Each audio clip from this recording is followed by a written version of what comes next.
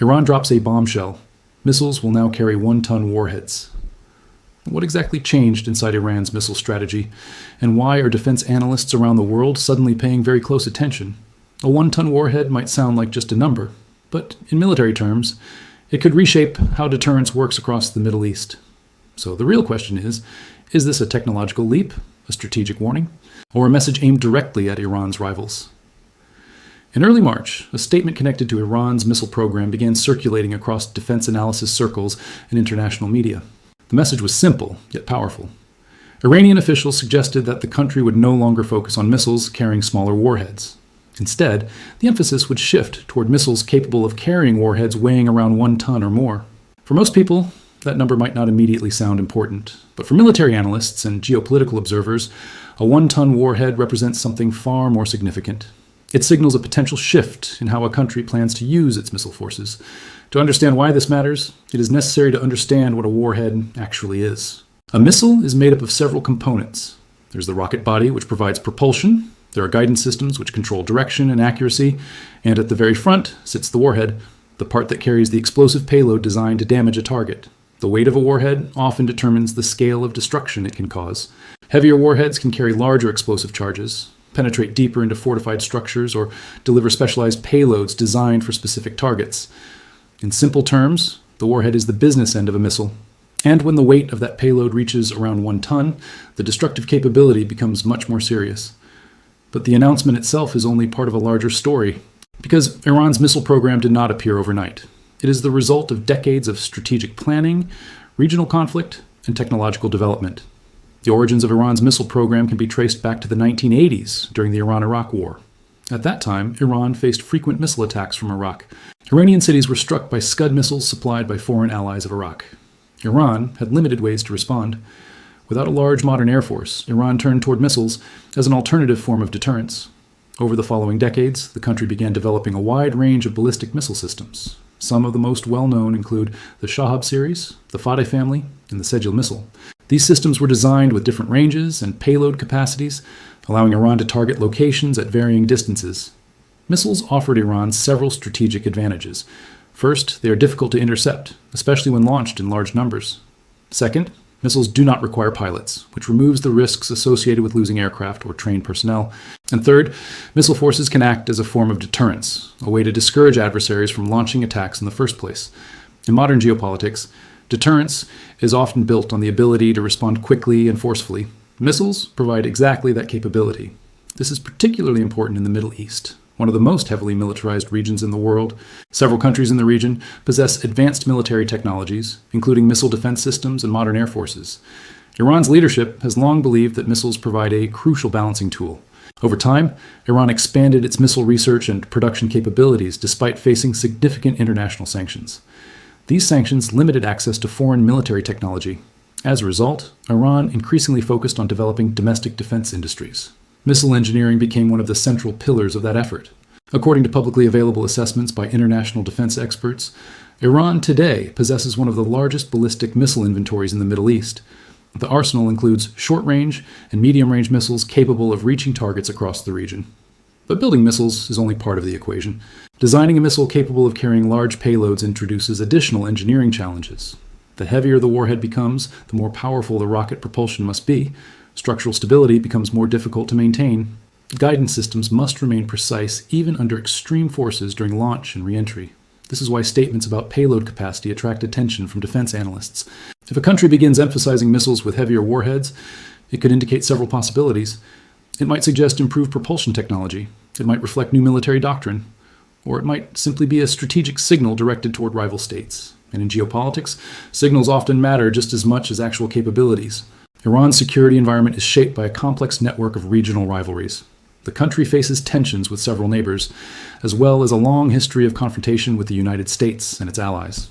In response, Iranian military planners have focused on strategies that emphasize asymmetric power, methods that allow a country to challenge stronger opponents without matching them weapon for weapon. Missiles, drones, and other long-range strike systems have become key components of this strategy. From Tehran's perspective, the ability to deliver large payloads across long distances serves as a powerful form of deterrence. But analysts around the world are still asking an important question. Does this announcement represent a genuine shift in Iran's missile capabilities? Or is it primarily a message intended to reinforce existing deterrence strategies? Because in global security politics, every statement, every capability, and every technological milestone carries layers of meaning. And when a country announces a move toward 1-ton warhead missiles, those meanings are impossible to ignore. The deeper question now is not simply about missile weight. It is about what such a shift could mean for the balance of power across the Middle East, and how the rest of the world will respond. When military analysts hear the phrase 1-ton warhead, they do not just hear a number. They immediately begin thinking about the complex balance between range, payload, and propulsion, three factors that define the true power of any missile system. Because in missile engineering, nothing comes for free. If a missile carries a heavier warhead, something else must usually change. Either the missile needs more powerful engines, better fuel efficiency, or it must accept a shorter range. This is known in aerospace engineering as the range-payload trade-off, and this trade-off has shaped missile design across the world for decades. To understand why Iran's statement drew attention, one must first understand how ballistic missiles actually work. A ballistic missile begins its journey with a powerful rocket launch. During the first phase, called the boost phase, the rocket engines fire and push the missile high above the Earth's atmosphere. Once the fuel burns out, the missile continues traveling along a curved path through space. This phase is known as the mid-course phase, where gravity and momentum carry the missile forward. Finally, the missile enters the re-entry phase, where the warhead returns toward the Earth's surface at extremely high speed. During this moment, the warhead experiences intense heat and pressure as it passes through the atmosphere. All of this happens in just minutes. For engineers, every kilogram of weight matters during this process. A heavier warhead requires a missile structure strong enough to carry it. The rocket engines must generate more thrust. The fuel must burn efficiently enough to maintain the missile's range. And the guidance system must remain accurate even while the missile travels thousands of kilometers at hypersonic speeds. This is why many countries carefully balance payload weight against missile range. For example, a missile designed to carry a 500-kilogram warhead may reach a significantly longer distance than the same missile carrying a 1,000-kilogram payload. Doubling the payload can reduce range dramatically unless the missile's propulsion system is upgraded.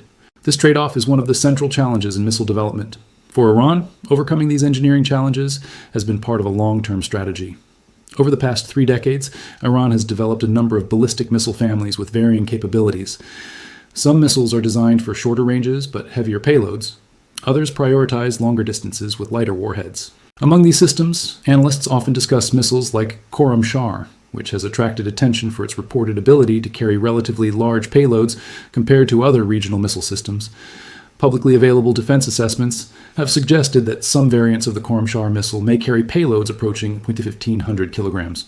However, exact specifications remain uncertain, as military programs often keep precise capabilities classified. Still, these reports demonstrate why the idea of a 1-ton warhead fits within the broader trajectory of Iran's missile development. But the engineering challenges do not stop with propulsion. Guidance technology plays an equally critical role. Early ballistic missiles developed during the Cold War were notoriously inaccurate. Many had circular error probabilities, or CEP, measured in hundreds or even thousands of meters. This meant that missiles often relied on extremely powerful warheads to ensure their targets would still be damaged, even if the missile landed far from the intended point. Over time, guidance systems improved dramatically. Modern missiles use advanced technologies such as inertial navigation systems, satellite navigation assistance, and improved onboard computers. These systems allow missiles to strike targets with far greater precision than older designs.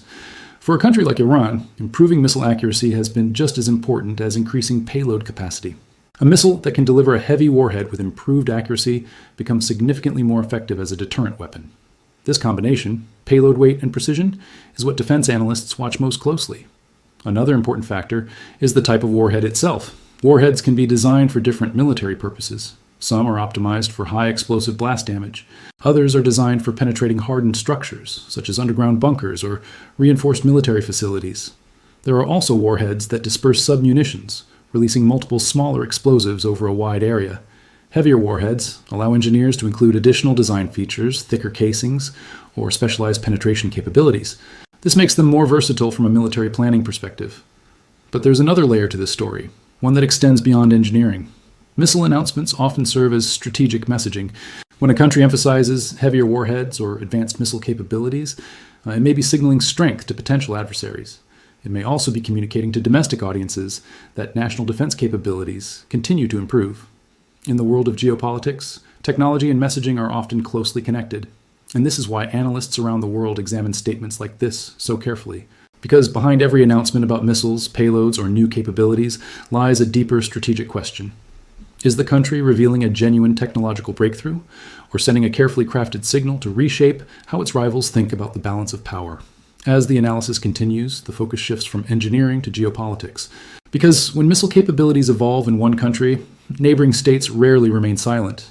And in the Middle East, one of the most strategically sensitive regions in the world, military developments tend to ripple outward quickly. The next question, then, becomes unavoidable. How might Iran's evolving missile capabilities influence the regional balance of power? And what responses could emerge from countries watching closely from across the region?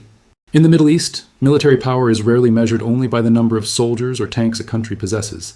Instead, much of the region's strategic balance now revolves around something far less visible, but far more decisive: missiles. Across this region, countries have quietly built some of the most complex missile and missile defense networks in the world.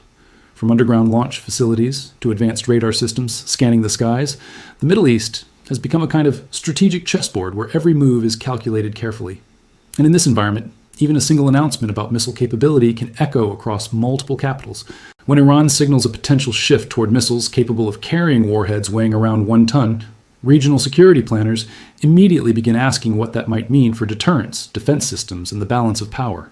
Because missiles are not just weapons. They are tools of strategy. To understand this dynamic, one must first look at the countries that surround Iran. To the west lies Israel, a country that has spent decades building some of the world's most advanced missile defense systems. Israel's layered defense network includes systems such as Iron Dome, designed to intercept short-range rockets, and Arrow, designed to counter long-range ballistic missiles. These systems are supported by powerful radar networks and rapid response interception technologies. Yet even the most advanced missile defenses face limits. No defense system is perfect. Interceptors can miss.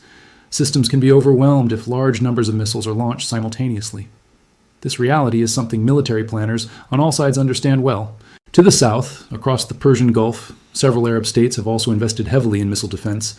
Countries such as Saudi Arabia and the United Arab Emirates operate American-made systems including Patriot and THAAD, highly sophisticated platforms designed to intercept ballistic threats. These systems represent billions of dollars in defense investment. But missile competition is not just about defense. It is also about deterrence. Deterrence works on a simple principle. If one country knows that any attack would trigger a powerful response, it becomes less likely to launch that attack in the first place. Missiles play a crucial role in this logic. For countries that lack large fleets of advanced fighter aircraft, missile forces can provide a rapid and powerful way to respond to threats. They can be launched from mobile platforms, hidden in underground facilities, or deployed across large geographic areas. In Iran's case, missile forces have long been viewed as a central pillar of national defense strategy. Iran's conventional air force includes many aircraft that date back several decades. While modernization efforts continue, missiles provide a way to project power without relying entirely on aircraft. Over time, Iran has developed a network of missile bases, launch platforms, and production facilities designed to sustain and expand this capability. For regional observers, the emphasis on heavier warheads raises several questions. A heavier warhead can deliver a stronger blast, penetrate reinforced structures, or carry specialized payload designs. From a military planning perspective, this increases the potential effectiveness of each missile launch, but it also changes how neighboring countries think about their own defenses. If a missile carries a larger payload, it may require stronger interception systems or improved defensive strategies. Governments may respond by upgrading radar systems, expanding missile defense coverage, or investing in new interception technologies. In other words, one country's missile development often triggers a chain reaction across the region. This phenomenon is sometimes called a security dilemma. In a security dilemma, one country increases its military capabilities for defensive reasons, but neighboring states may interpret those actions as threatening. In response, they strengthen their own military capabilities. The cycle then continues. Over time, this dynamic can gradually increase tensions, even if no side initially intended to escalate the situation.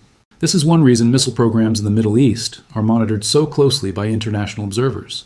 But regional reactions are only part of the story. Another major factor is the presence of global powers. The United States maintains a significant military presence across the Middle East, including naval forces in the Persian Gulf and air bases throughout the region. American missile defense systems are integrated with several allied countries, creating a broader defensive network. This means that developments in Iran's missile program are analyzed not only by regional governments, but also by defense planners in Washington and other global capitals. Missile capabilities also influence diplomatic negotiations. Throughout recent decades, discussions surrounding Iran's nuclear program and regional security have frequently included questions about missile technology. Some international policymakers believe that missile development should be part of broader arms control discussions. Others argue that missile forces are a conventional defense tool and should remain separate from nuclear negotiations. These debates remain unresolved. But one reality is clear. Missiles have become one of the most important strategic instruments shaping Middle Eastern security. And when a country signals a shift toward larger payload capabilities, even if details remain uncertain, analysts take notice. Because the true impact of such announcements is rarely immediate. Instead, the consequences unfold slowly, through changing defense budgets, new military technologies, and evolving strategic doctrines. Every country in the region begins adjusting its calculations. And that is why a single phrase, 1-ton warheads, can quietly alter the conversation in military planning rooms across the Middle East. Yet even this regional perspective does not capture the full picture. Because Iran's missile strategy is not shaped only by its neighbors. It is also shaped by decades of economic sanctions, technological isolation, and domestic industrial development. To understand where this missile program may go next, one must look deeper into how Iran built its defense technology ecosystem, and why missiles became one of its most important strategic priorities. Long before analysts began discussing 1-ton warheads, another story was quietly shaping Iran's missile program. It was not only a military story, it was also an industrial and economic story. For more than 4 decades, Iran has lived under different layers of international sanctions. These sanctions limited access to foreign military technology, advanced aircraft, and modern defense systems. In many areas of defense manufacturing, importing equipment became extremely difficult. For many countries, such restrictions would slow military modernization dramatically. But Iran responded in a different way. Instead of relying heavily on foreign suppliers, the country began investing in domestic defense industries. Universities, research institutes, and state-linked manufacturing organizations gradually became involved in developing indigenous technology. Missile development became one of the most visible results of that strategy. Unlike advanced fighter aircraft, which require extremely complex global supply chains, missiles can sometimes be developed through incremental improvements in engineering, material science, and propulsion technology. This made missile programs a more achievable path for countries facing technology restrictions. Over time, Iran built a growing network of engineers, laboratories, and manufacturing facilities dedicated to missile research. This ecosystem now produces not only ballistic missiles, but also solid fuel rocket motors, guidance systems, and composite materials used in aerospace structures. For Iranian planners, this approach offered several advantages. First, domestic production reduces dependence on external suppliers. In a world where sanctions can disrupt supply chains, self-reliance becomes a form of strategic security. Second, locally developed systems can be modified and improved without needing foreign approval or licensing. And third, indigenous industries often generate technological knowledge that spreads into other sectors of the economy. Many experts note that missile research frequently overlaps with space launch technology. The physics of launching a satellite into orbit and sending a missile along a ballistic trajectory share similar engineering foundations. Rocket propulsion, staging systems, and guidance technologies all operate under the same basic scientific principles. This overlap explains why some countries with missile programs also invest in space launch vehicles. Iran has conducted several satellite launches in recent years using domestically developed rockets. While these programs are officially described as civilian space initiatives, they demonstrate technological capabilities that are closely related to missile engineering. Because of this connection, international observers often analyze space launch activities alongside missile development. But beyond the technology itself lies another important factor: strategic doctrine. Every country designs its military capabilities around a specific strategic vision. For some nations, that vision revolves around aircraft carriers and global naval power. For others, it centers on air dominance and advanced fighter jets. Iran's doctrine has evolved differently. Iranian military planners often emphasize asymmetric capabilities, tools that allow a country to challenge stronger opponents without matching them directly in every category of military power. Missiles, drones, and fast naval craft have become key elements of this approach. These systems are relatively difficult to neutralize completely. They can be deployed across wide geographic areas and can impose costs on adversaries, even if the adversary possesses superior conventional forces. In this context, missile development becomes more than a technical project. It becomes part of a broader national security strategy. The idea of emphasizing heavier warheads could fit into that strategy in several ways. Larger payloads may increase the effectiveness of each missile launch. They could allow strikes against hardened targets such as underground facilities or reinforced military infrastructure. Alternatively, the emphasis on heavier warheads could simply reflect technological confidence, an indication that engineers now feel capable of delivering larger payloads reliably. However, it is also important to recognize that public statements about military capabilities sometimes serve political or psychological purposes. Governments often communicate strength to multiple audiences at once. Domestic audiences may interpret such statements as evidence of national technological progress. Regional rivals may view them as warnings about potential retaliation. International observers may see them as negotiating signals in larger geopolitical conversations. This layered communication is common in global security politics. Because of this, analysts rarely take military announcements at face value. Instead, they compare statements with observable evidence, such as satellite imagery, test launches, and technical assessments. In many cases, the truth lies somewhere between technological capability and strategic messaging. Still, the broader trajectory of Iran's missile program remains clear.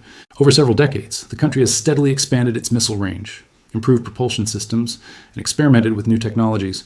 Each step has gradually increased the sophistication of the program.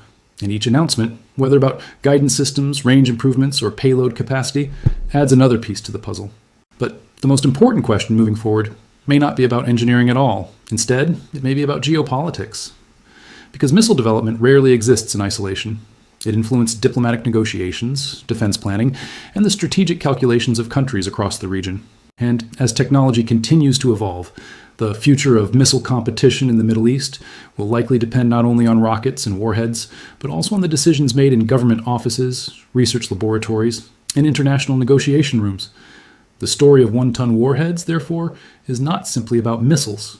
It is about how technology, economics, and strategy combine to shape the future of regional security.